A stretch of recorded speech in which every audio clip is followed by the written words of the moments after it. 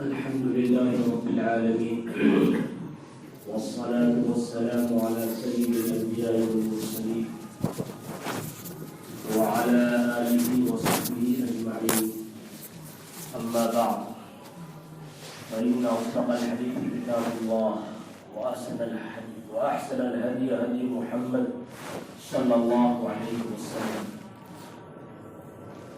میرے معزز سامعین کرام، گزشتہ ہفتوں سے مسلسل زبان کی حفاظت سے متعلق گفتگو چل رہی ہے، کیونکہ زبان کی حفاظت بہت اہم ہے اور اس سلسلے میں ہم سبوں سے بڑی کوتاہیاں ہوتی ہیں، غفلتیں ہوتی ہیں. تقریباً ہم سبھی اس میں داخل ہیں اور اس بنا پر بنیادی ضرورت ہے کہ اس سلسلے میں جو اللہ تعالیٰ نے قرآن و حدیث میں زبان کی حفاظت سے متعلق باتیں بیان فرمائی ہیں، وہ باتیں ہم سبوں کے سامنے آویں تاکہ اللہ کا خوف ڈر پیدا ہو اور ان باتوں پر عمل کرنا نصیب ہو. اصل بنیاد یہی ہے. ہم بھی محتاج ہیں، آپ بھی محتاج ہیں، سبھی اللہ کی توفیق کے محتاج ہیں اور ہم سب اللہ تعالیٰ سے یہ توفیق مانگتے ہیں کہ اللہ ہم سبوں کو زبان کی حفاظت کی توفیق عطا فرمائے اور زبان کی ہر برائی سے ہم سبوں کی حفاظت فرمائے.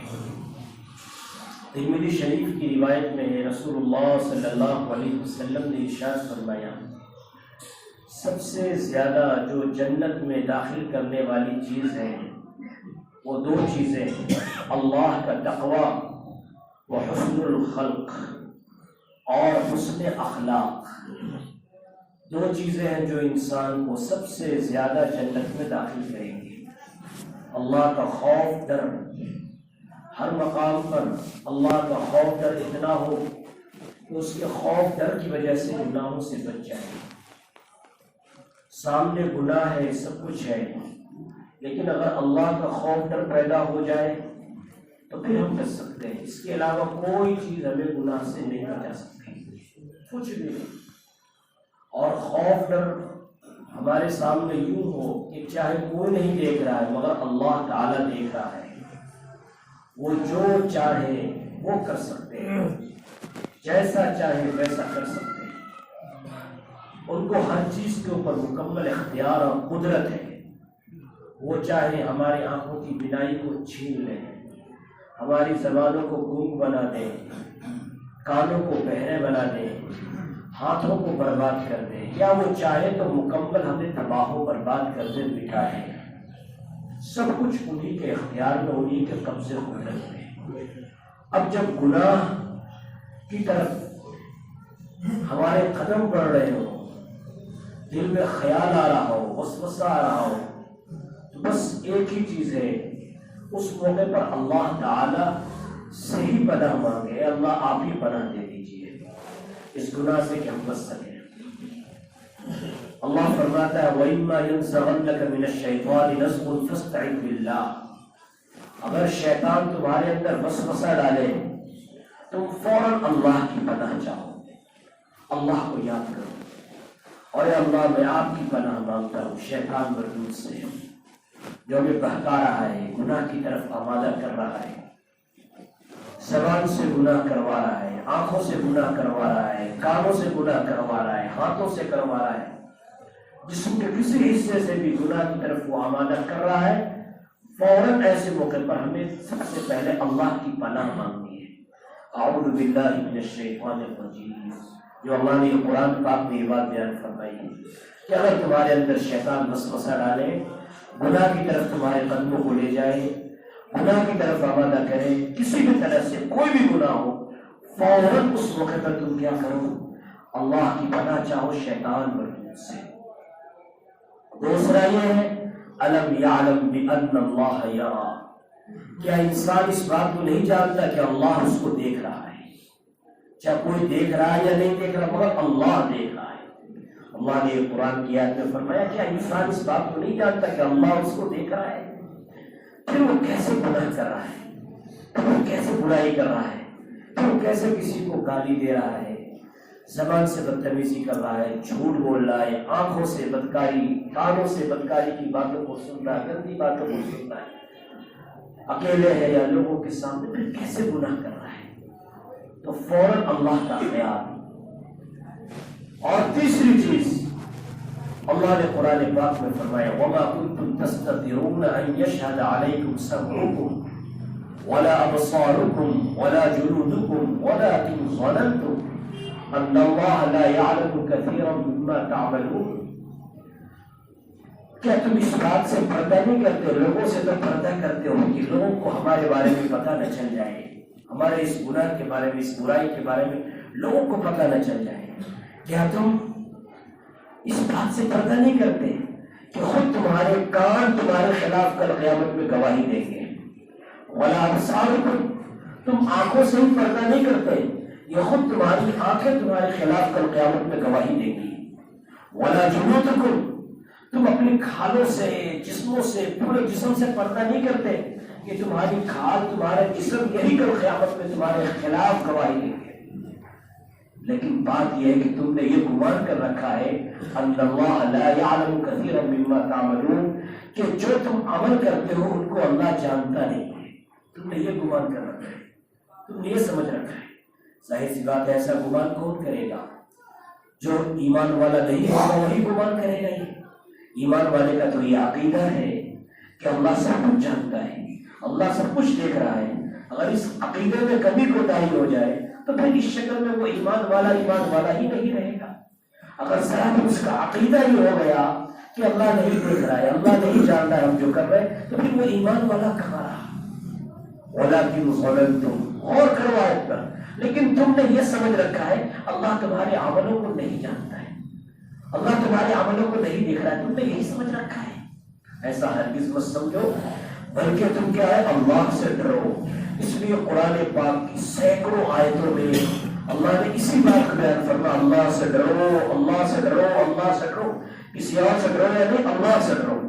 اس لیے کسی گناہ کی طرف قدم بڑھے، کسی ناجائز کام کی طرف، شریعت کے خلاف کام کی طرف قدم بڑھے، سب سے پہلے اپنے ذہن میں اللہ تعالی کو سب سے پہلے حاضر کریں اور ذہن میں یہ لائیں کہ اللہ ہمیں دیکھ رہا ہے۔ یہی ہے ان تعبد اللہ کأنک تراہ فإن لم تکن تراہ فإنہ یراک۔ تم اللہ کی بندگی اس طرح سے کرو کہ گویا اللہ تعالیٰ کو تم دیکھ رہے ہو۔ اگر یہ صفت نہیں تو کم از کم یہ صفت ہونی چاہیے اللہ تم کو دیکھ رہا ہے۔ لہذا ہر جگہ، لوگوں کے بیچ میں ہو، اکیلے میں ہو، اندھیرے میں ہو، یا لوگوں سے کاروبار کر رہے ہو، وہاں پر رشوت ہے، جھوٹ ہے، دھوکہ دھڑی ہے، ڈنڈی مارنا ہے، 2 نمبر کو 1 نمبر بتا کر بیچنا ہے، جھوٹ بول کر کاروبار کرنے ہیں، اور نہ معلوم خیانتیں کتنی کرنی، نہیں، اللہ سے ڈرو۔ یہ چیز ہے۔ تو اس حدیث شریف میں یہی بات بیان فرمائی، اللہ کا تقویٰ۔ اور دوسرا جو حسن اخلاق، ہمارے اخلاق اچھے ہوں۔ اخلاق کہتے کسے؟ صرف اس کے اندر 2 باتیں سمجھے، فوراً سمجھ لیں گے اخلاق کیا چیز ہے۔ ایک تو اخلاق کا سب سے اونچا درجہ ہے، دوسرا اخلاق کا سب سے نچلا درجہ ہے۔ سب سے اونچا درجہ اخلاق کا یہ ہے کہ ہماری ذات سے لوگوں کو صرف فائدہ ہی فائدہ پہنچے۔ اخلاق کا سب سے اونچا درجہ کیا ہے؟ ہماری ذات سے لوگوں کو صرف فائدہ ہی فائدہ پہنچے۔ وَإِنَّكَ لَعَلَىٰ خُلُقٍ عَظِيمٍ، یقیناً آپ صلی اللہ علیہ وسلم اخلاق کے اعلیٰ درجے پر تھے، کیونکہ آپ صلی اللہ علیہ وسلم کی ذات اقدس سے صرف دوسروں کو فائدہ ہی فائدہ پہنچا ہے۔ اور جس قدر آپ کی ذات اقدس سے دوسروں کو فائدہ پہنچا، لوگوں کو فائدہ پہنچا، سب کو فائدہ پہنچا، اتنا کسی ذات سے، کسی انسان سے، کسی مخلوق سے فائدہ نہیں پہنچا ہے۔ تو آپ اخلاق کے اعلیٰ درجے پر تھے۔ اور اخلاق کا سب سے نچلا درجہ کیا ہے؟ سب سے نچلا درجہ یہ ہے کہ ہماری ذات سے کسی کو تکلیف نہ پہنچے۔ اخلاق کا سب سے نچلا درجہ، سب سے ادنا درجہ کہ ہماری ذات سے کسی کو تکلیف نہ پہنچے، نہ زبان سے، نہ ہاتھوں سے، نہ پیروں سے، نہ آنکھوں سے، نہ کانوں سے، کسی بھی طرح سے ہماری ذات سے کسی کو بھی تکلیف نہ پہنچے۔ یہ اخلاق کا سب سے نچلا درجہ۔ رسول اللہ صلی اللہ علیہ وسلم نے تو مسلمان کی تعریف یہی فرمائی، المسلم من سلم المسلمون من لسانہ و یدہ، کہ مسلمان وہ ہے جس کی زبان سے اور اس کے ہاتھ سے مسلمان اور دوسرے سارے محفوظ رہے۔ یہ مسلمان کی تعریف یہی فرمائی کہ جس کی زبان سے اور ہاتھ سے لوگ محفوظ رہے۔ چونکہ زبان اور ہاتھ کا ذکر اس لیے ذکر فرمایا کہ عموماً انہی دو چیزوں سے زیادہ تکلیف پہنچائی جاتی ہے، زبان سے یا ہاتھوں سے، اس لیے ان دو سے، اس میں ساری چیزیں آ گئی کہ گویا کہ مسلمان وہی ہے کہ جو لوگوں کو تکلیف سے بچائے۔ رسول اللہ صلی اللہ علیہ وسلم فرماتے ہیں انما بعثت لأتمم مکارم الاخلاق، مجھے بھیجا ہی اسی لیے گیا ہے تاکہ میں اخلاق کا اعلیٰ درجہ مکمل کروں، مجھے بھیجا ہی اسی لیے گیا ہے، اخلاق کا اعلیٰ درجہ، میں مکارم اخلاق کی تکمیل کروں، مجھے بھیجا ہی اسی لیے گیا ہے۔ لہذا رسول اللہ صلی اللہ علیہ وسلم نے وہ دکھلا دیا۔ پھر جو واقعی سچے پکے مسلمان ہوئے وہ بھی پھر اخلاق کے پیکر بنے، لہذا اسلام جو پھیلا ہے اخلاق سے پھیلا ہے، اخلاق سے، کہ اپنی ذات سے دوسروں کو نفع ہی نفع، کسی کو نقصان نہیں، کسی بھی طرح سے نہیں۔ لیکن آج دیکھ لو ہماری ذات سے دوسروں کو نقصان ہی پہنچ رہا ہے، راستے میں کوڑے ڈال رہے ہیں نقصان پہنچا رہے ہیں، اپنا گھر صاف ہو جائے چاہے راستہ جیسا بھی رہے، راستے گھیر کے بیٹھ گئے چاہے راستے گزرنے والے کو تکلیف ہو، چاہے کیا ہے اوپر میں اسی لگا لی پانی ٹپک رہا ہے تکلیف ہو، سارا پانی نیچے راستے پہ بہا دیا، لوگ گرے کچھ بھی ہو، راستہ روک لیا، گاڑی کھڑی کر دی، راستہ تنگ کر دیا، اور یہ اپنی بہادری سمجھنے لگے ہمارے گھر کے آگے کون کیا بولے، نہیں آپ تکلیف پہنچا رہے ہیں، وہ آپ کی ذاتی ملکیت نہیں ہے، وہ راستہ ہے، سرکاری راستہ ہے، عام راستہ ہے، آپ کیوں راستہ روکتے ہیں؟ لیکن اس کو کوئی گناہ نہیں سمجھ رہا ہے، اس کو کوئی جرم نہیں سمجھ رہا، حالانکہ یہ بھی بڑا گناہ ہے اور سخت ترین گناہ ہے، لیکن کوئی جرم تک بھی نہیں سمجھ رہا۔ آج حالات ہمارے یہ ہوتے ہیں، تو ایک چیز میں غور کریں، اپنی زندگی میں غور کریں، خود غور کریں کہ ہم اپنی ذات سے کس طرح سے دوسروں کو تکلیف پہنچاتے ہیں، لہذا اس سے بچنے کی پوری کوشش کریں مکمل طریقے پر، اور یہ عہد کریں کہ اپنی ذات سے ہم کسی کو تکلیف نہیں پہنچائیں گے، یاد کریں ہرگز نہیں، صرف اپنی ذات سے لوگوں کو نفع ہی نفع پہنچائیں گے، یہ ہے حسن اخلاق۔ لہذا اگر حسن اخلاق کے درجے پر انسان آ جاتا ہے تو حدیث شریف میں آتا ہے کہ جس کے اخلاق اچھے ہوتے ہیں وہ پوری رات تہجد پڑھنے والے اور روزانہ روزہ رکھنے والے کے درجے کو ثواب کو پاتا ہے۔ ایک شخص روزانہ پوری رات تہجد پڑھتا ہے، روزانہ روزے رکھتا ہے، جو ثواب اللہ اس کو دے گا، اس کو اخلاق کی وجہ سے وہ ثواب دیں گے۔ تو ہمارے اخلاق ایسے ہوں۔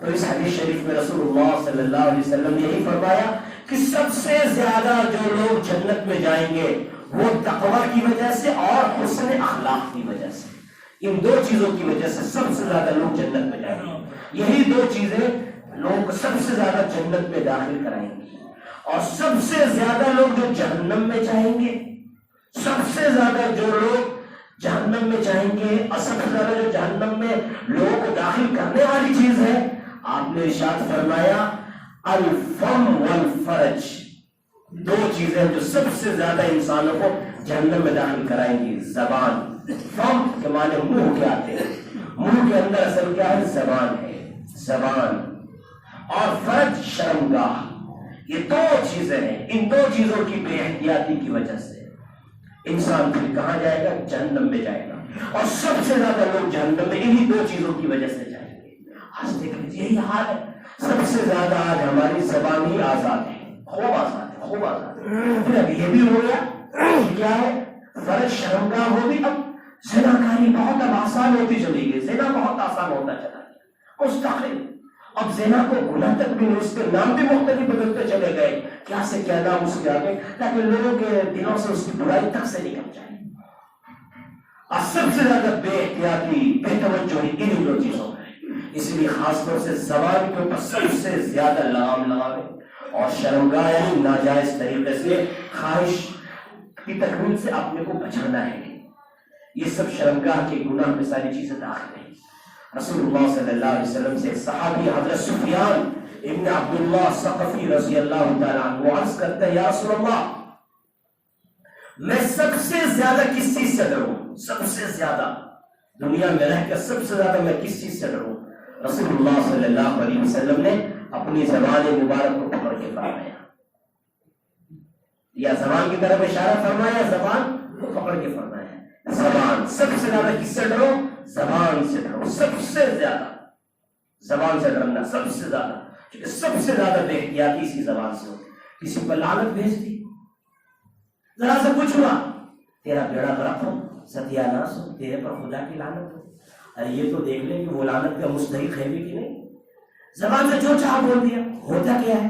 حدیث شریف میں آتا ہے جب کسی نے کسی پر لعنت بھیجی، وہ لعنت سیدھے جاتی ہے آسمان تک، دیکھتی ہے کہ آسمان کا دروازہ بند ہے، وہ نیچے اترتی ہے، زمین پر آتی ہے، پھر زمین کے اندر وہ لعنت گھسنا چاہتی ہے، دیکھتی کہ دروازہ نیچے بھی بند ہے، پھر اس کے بعد دائیں بائیں ہر طرف لعنت ادھر ادھر جانا چاہتی ہے، پھر دیکھتی ہر طرف دروازے بند ہیں۔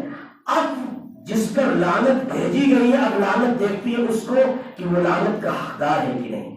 اگر واقعی وہ لعنت کا حقدار ہے تو لعنت اس پر پڑ جاتی ہے، اور اگر وہ لعنت کا حقدار نہیں، سیدھے لعنت بھیجنے والے پر پڑتی ہے۔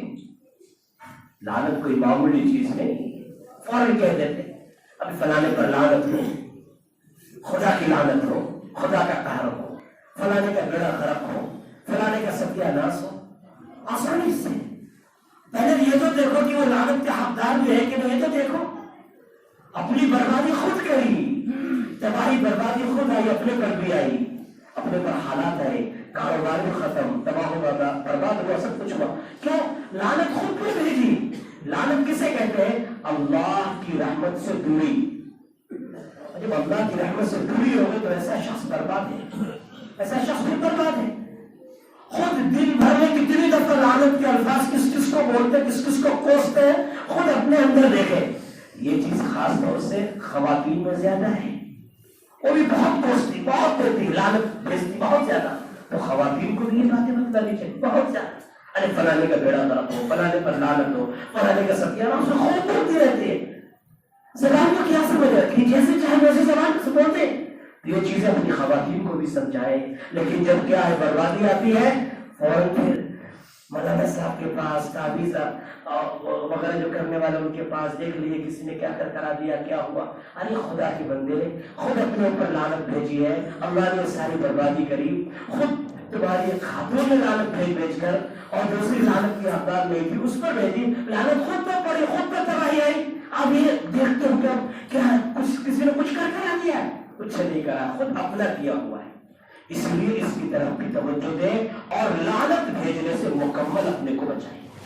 اگلا لعنت کا حقدار ہمیں نظر آ رہا ہے، ہمیں بڑی تکلیف دے رہا ہے، لعنت کا حقدار ہے، لیکن پتہ نہیں وہ لعنت کا شاید حقدار نہ ہو، لیکن ہم سمجھ رہے ہیں لعنت کا حقدار، ہم نے بھیج دی لعنت، اب وہ لعنت کا حقدار اللہ کے نہیں ہوا، وہ لعنت الٹ کر کس پر آئے گی؟ خود پر پڑے گی، جس سے کیا آئے گی؟ تباہی بربادی آئے گی۔ اللہ ان باتوں کو ہمیں بھی سمجھنے والا بنا دے، آپ کو بھی سمجھنے والا بنا دے، اور عمل کی توفیق عطا فرما دے۔